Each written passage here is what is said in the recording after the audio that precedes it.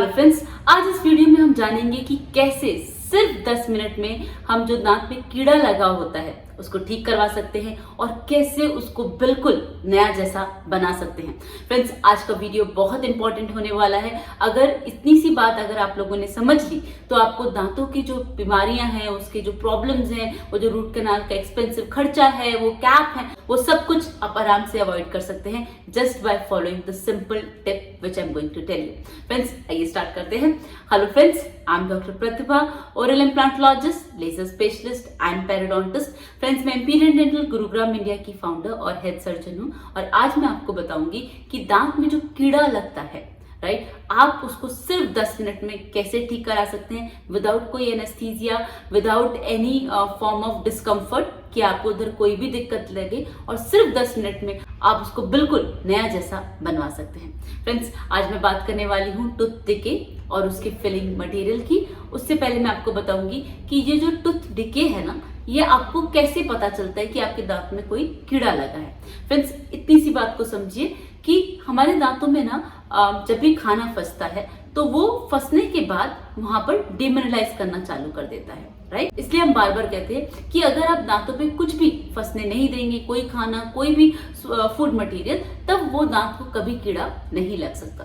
तो दांतों में जो कैविटीज होती हैं, जिसे हम केरीज कहते हैं, वो होती हैं जब कोई भी फूड पार्टिकल वहां पे स्टक रह जाता है और मुंह में ऑलरेडी बैक्टीरियाज है, सलाइवा में वो प्लेटफॉर्म होता है, वो मिलके डिमिनरलाइज करना चालू कर देता है दांत को। ऑलराइट, बट अब यहाँ पर एक छोटा सा प्रॉब्लम है कि आपको जब दांत में कीड़ा लगता है ना, तो मेजर कोई भी साइन सिम्टम्स नहीं दिखते।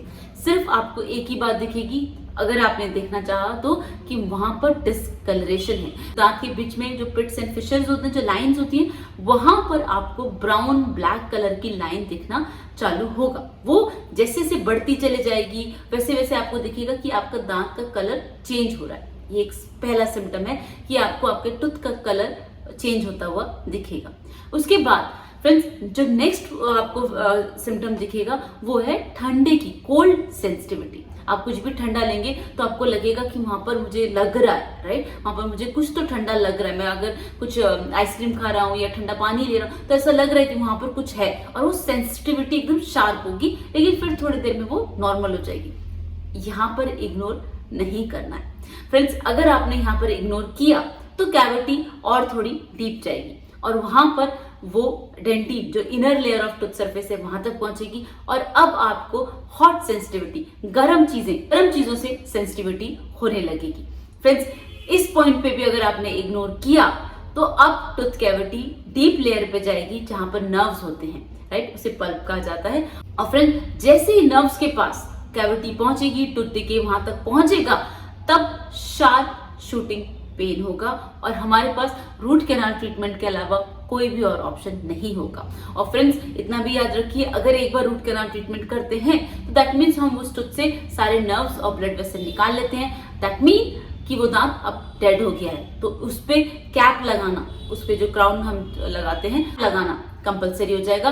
फ्रेंड्स, तो इसीलिए जो पहले जो 3 सिम्टम्स हैं, डिस्कलरेशन, कोल्ड सेंसिटिविटी और हॉट सेंसिटिविटी, इन्हीं पर ही रेस्टोरेशन होती है, दांत में फिलिंग होती है। ऑलराइट, अब अगर आपने इन तीनों सिम्टम्स पे एक्शन ले लिया तो friends, I am telling you, आपको दोबारा उस दांत में कभी कोई दिक्कत नहीं होगी।